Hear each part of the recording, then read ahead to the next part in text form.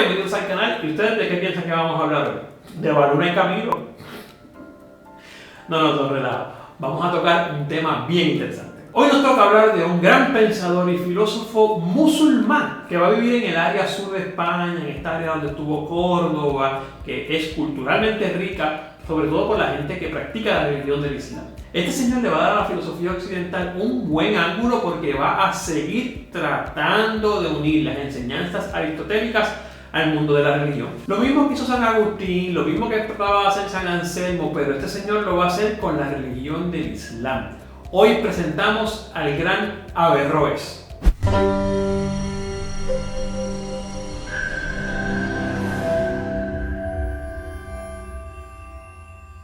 Averroes va a nacer en el año 1126, seguimos en el medio de la Edad Media, valga la redundancia, y le toca vivir en el área sur de España, como les dije. Lo interesante es que además de filósofo va a ser matemático, maestro de leyes. Bueno, el tipo va a estar en cuanto ámbito cultural hay, político y también económico. Lo interesante es que por el día hacía algunas cosas, por la noche se dedicaba a hacer algunas otras cosas, y los escritos que han llegado hasta el día de hoy sobre él y sobre su actividad filosófica nos hacen entender que la intención de unir la filosofía con la religión no era exclusiva del cristianismo, no era exclusiva del catolicismo, incluso la religión del Islam también lo buscaba hacer. Él va a ser uno de los mayores exponentes de este movimiento. Toda su familia antes de él habían sido maestros de derecho, personas que habían tenido puestos importantes dentro del gobierno de esa parte de España que era musulmán, y él incluso va a llegar a tener puestos increíbles y puestos muy buenos dentro de los gobiernos de Sevilla, en el mismo Córdoba y en algunos otros lugares. O sea, este señor estaba constantemente en contacto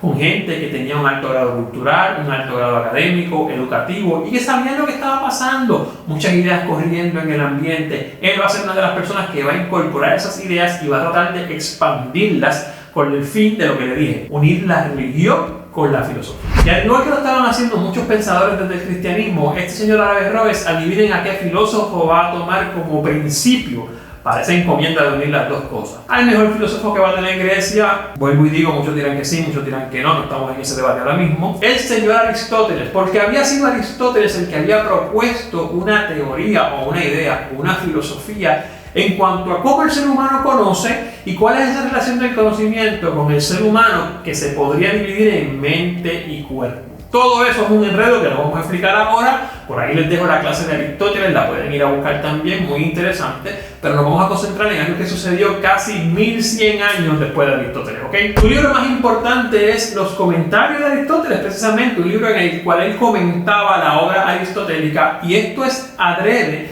porque así él va aumentando o va creando los cimientos en los cuales se va a sostener para luego publicar sus propias ideas. O sea, primero hay que hacer una base aristotélica comentando las ideas de Aristóteles, cómo las ideas de Aristóteles se incorporan en el mundo musulmán, para luego expresar lo que él va a entender como la unión de la religión y la filosofía. Interesantemente, las ideas de Averroes, esa forma de ver la filosofía y la religión, se va a mantener activa incluso con las críticas fuertes que le va a hacer Santo Tomás de Aquino, que lo veremos en una clase muy pronto, y el resto de filósofos cristianos que van a ser de la tercera parte de la Edad Media. Incluso, aún así, no van a poder destronar las ideas de Averroes, que se van a continuar esparciendo casi hasta el siglo XVI, que es el siglo del descubrimiento y la conquista de América realmente. Estamos hablando que las ideas de este muchachito desde el 1100 después de Cristo van a expandirse y van a llegar hasta el año 1500 casi dentro de España, así que hay que estudiar. Interesantemente, con sus conocimientos en medicina, él se va a distanciar un poco de Aristóteles en cuanto a lo que Aristóteles decía de los nervios. Pueden buscar más información y más videos de Aristóteles sobre el papel de los nervios en la cuestión de conocer el mundo. Y él decía que los nervios no son esa parte importante o esa parte principal de acceder al mundo externo o a los sentidos. Él le pone más peso, adivinen a qué, al cerebro. Así que este señor va a empezar a hablar de unas cuantas ideas que son bastante modernas ahora mismo, porque sabemos que más importante que los nervios, que se usan para transmitir información neurológica, es en el cerebro donde se procesan y se interpretan esas informaciones neurológicas para que entonces el ser humano las entienda y pueda efectuar una conducta a partir de ellas. En un momento educativo psicológico ha sido gracias a la maestría que tuve que hacer en psicología, pero volvemos a filosofía. Averroes va a hablar de un principio de sensación que va a llegar a un principio de universalización.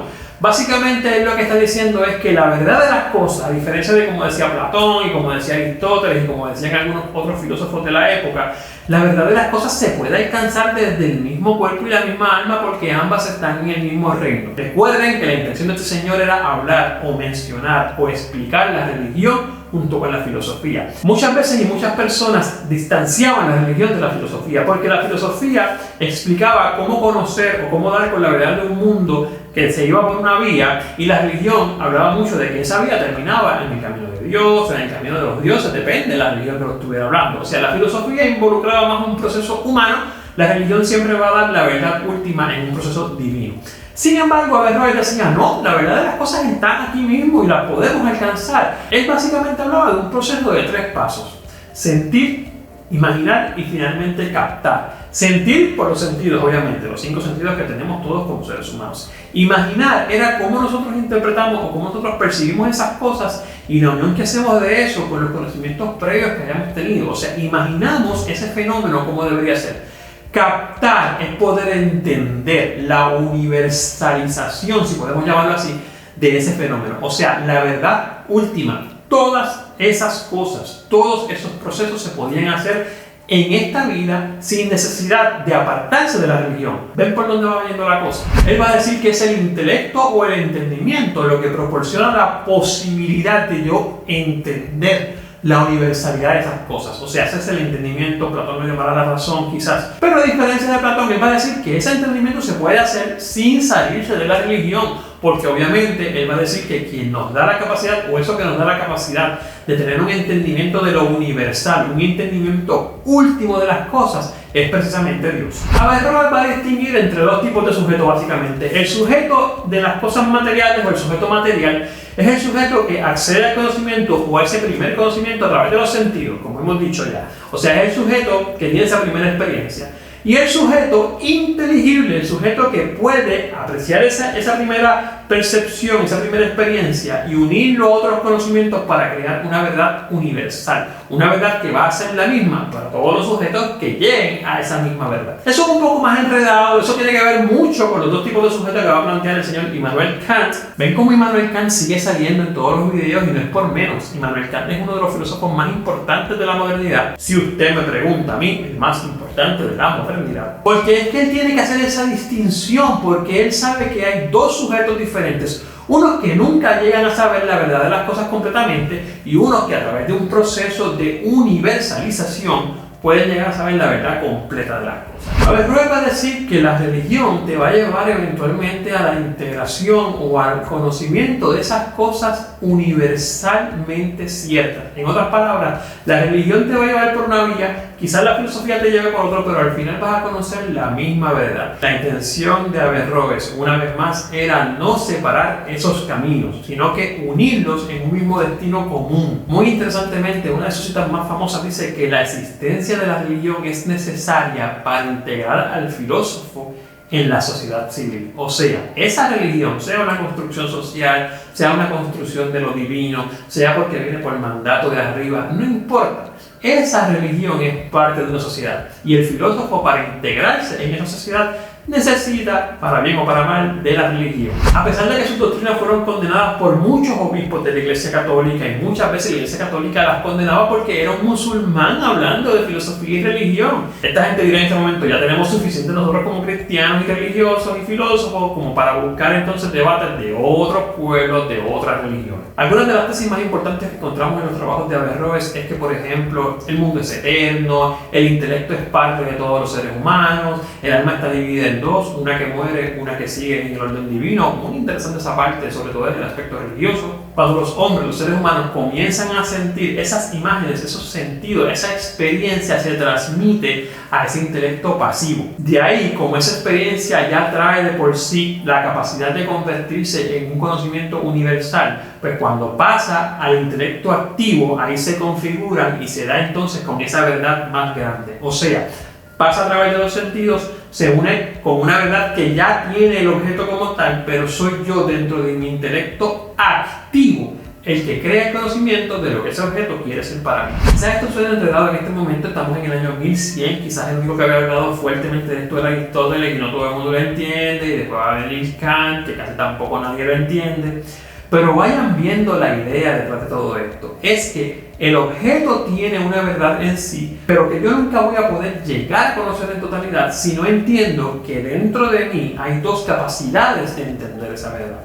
Una que entra por los sentidos, pero que no puedo decir que es la verdad última de esas cosas, porque hay que esperar que eso se una entonces con otras capacidades que yo tengo dentro de mí para configurar la verdad de ese sujeto. ¿Sigue siendo enredado? Lo sé. Por eso muchas veces decidimos irnos por otros filósofos que a lo mejor suenan más bonitos y nos caen mejor, pero son estos filósofos que hablan de cómo se determina el conocimiento humano y dónde está la verdad, si en la cosa o en mi juicio. Son estos los filósofos buenos para estudiar, porque son los que van a plantear mejores teorías, mucho más robustas que muchos otros filósofos modernos, que lo que hablan son de conceptos que eventualmente se van a ganar. Interesantemente, el señor Averroes, como dije, va a vivir en sus escrituras y las escrituras de los que lo van a rescatar durante casi 600 años, a nivel de que la religión y la filosofía encontraron nuevos argumentos dentro del mundo cristiano, argumentos que fueron establecidos por gente que no era cristiana. Es por eso que lo tomamos en este curso, lo tocamos en este curso, porque aunque no tiene que ver con el cristianismo, que era la religión más importante en el occidente, todavía lo sigue siendo,